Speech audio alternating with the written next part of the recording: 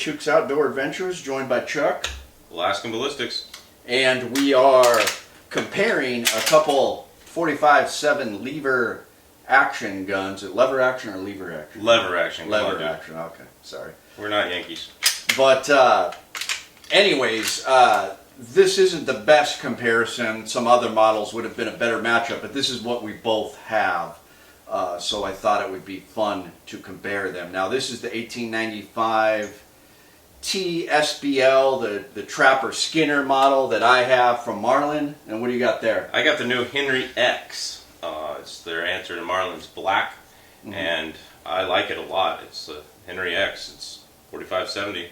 Yeah, so if I had a Marlin Black, that would have been a better thing to compare. But since this is what we got, I think we compare them and talk about some of the different models. So as far as barrel length, yours is a little longer? Yeah, so this is an 18.5 inch barrel. The Trapper's a 16 inch barrel, which is the shortest one they make, or 16 and a quarter, or 16 and a half, something like that. 16 and a half, yeah. Yeah, 16 and a half, and so this is an 18.5 inch threaded barrel. So right. in fact, I wanted to, I could put a compensator or even a suppressor on here. Yeah. And with the Henry's new side gate, you can actually put a suppressor on there and not have to worry about the tube. And that is really cool that you've got the tube fed or the side fed. That's something that this doesn't have. It's a nice option. Yeah, back when Henry only made the tube fed, it was you get a Marlin because if you needed to load it quickly, you could load it a little bit quicker than pulling this out. It's almost like loading a black powder gun. I mean, it looks like it from a distance anyway. And you can put 5 in the tube there. Chuck one into the chamber, put another one in the tube, close it, and you got 6 total in this one. So.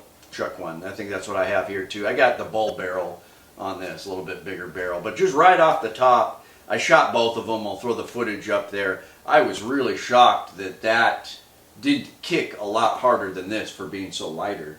Yeah. So it was a good shooting gun. Obviously, that's a cheaper gun. I mean, this thing sells for what, $1,100? Yeah, I saw one at Cabela's for $11.29, I think. So. And that's more like a $700-800. It is. Gun, so the Marlin Black is the same, kind of the same price range as the Henry X, and I see. They've actually had problems with the Marlin Black, and that's the biggest thing I would say about Henry. Henry, you're going to get a quality gun every time. Right. Now, when I had the Marlin 1895 Cowboy, I had a quality gun. It was a good gun. It fed everything. Right. Didn't fall apart on me. But the guy I sold it to was owner of a shop, and he said the Marlin Blacks were having problems with the levers rising, getting the rounds to rise too far or not far enough to get into the chambers. Oh, wow. And so, buying a brand new Marlin, usually the Trapper and the GBL and some of the stainless GBLs and stuff like that, they're really good quality. But if you're buying just a guide gun like the $600 or $700 Marlin, you might get a Remlin, as they call it, because it's made by Remington or influenced by Remington, and it may not be the quality Marlin once was. Okay. So yours is probably really good quality. You've never had an issue with it. Never had an issue. It's a little sticky, but that's because I haven't worked the action enough. So I need to keep working it. Yeah, I would say this thing is actually absolutely smoother than yours. Yeah, it does feel smoother. Yeah. The one big thing I had with that is the stock is really cheap feeling, real plasticky. Yeah, stock. I kind of agree. The checkering isn't really well. It does have a good M-lock and a good rail here for the light. That's what I like. Yeah, and the M-lock's nice. So I'm going to put the Olight PL2 Valkyrie right here. I got one on order to go right there, and I think that's going to be nice. And maybe it won't get in the way of the sling too much. We'll see. Right. There, and if it does get in the way of the sling too much, I can always put it on either side here with the M-lock. Right. And so that's nice. But you're right. The stock does feel a little cheap compared to. That's an all-wood stock that's painted though, so it's not a synthetic stock. Right. And this is actually a cheaper synthetic stock, and I agreed with you for how light it is. The recoil pad is pretty stiff, but it's still got enough sponging to it that I think with the limb saver and a muzzle brake, this would be extremely nice to shoot. Right. And then you found out that you can't put a scout scope on it. Yeah, so nobody makes, like your XS rail systems here, nobody makes a rail system for the Henry. So I can't put a forward mounting scout scope like you have, and I really wanted to do that. I think it would be advantageous. They do make like a forearm that's all M-lock, but it doesn't have a rail on the top, and even if it did, it might be, little bit chintzy as far as mounting the scope on it. You wouldn't want to do that. So I'm back to what I had with my 1895 Cowboy, which is either get somebody to custom machine one for $200 or $300, or just put a red dot right here. And I think I'm going to go just the red dot route. Yeah. But I really wanted a scope because you could stretch a 45-70 out 200 yards if you know what you're doing. Yeah. And you could hunt with it legitimately. So right now I think I'm just going to go red dot. But the one thing I do like better than Henry is it doesn't have that lawyered up push button safety in there. Right. And that's just dumb. Like that can go on and off. That can be pushed on and off while you're carrying it in your pack. Mm-hmm. This one is the safety is like any gun. The safety is 99% in between your ears. Yeah. Right. And this can be removed, but that is a lame feature. I don't like that either. Yeah. And so like when I had the 1895 Cowboy, I was having to debate, how do I carry this? Do I carry it hammer back safety on? Do I carry it, half cock? Or do I carry it round in the chamber, hammer down, that I had to take the hammer down? So, you have to be real careful with all of those options. And Yeah. so this, you put around in the chamber, very, very smooth, and it still has your transfer bar safety so that you don't let it slip or anything like that. So, Right. I think this, you just carry it like it is, and just put it around in the chamber and be ready to pull the hammer back. And obviously, I like the black color for tactical. This is bead blasted, but you still will get some gleam off the sun. So obviously, that's going to be a little sneakier for hunting.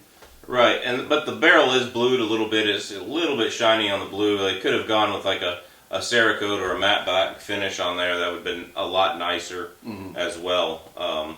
My biggest issue with the Henry, and I kind of don't like the gun with this, is the sights. And the sights look cool. They look really cool. You throw it up, they throw up quickly, and you can find them because of the red back here, the red fiber optic, and the green up here.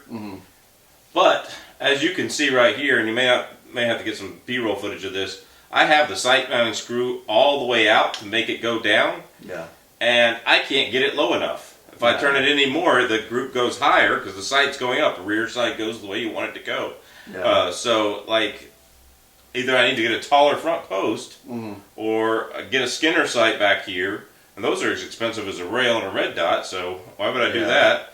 And I'm just really disappointed there wasn't enough play in the sight right here. So I'm like 2 inches high at 50 yards. And I'm shooting. That's with Winchester 300 grain. That's with the Underwood 430 grain. Those kick.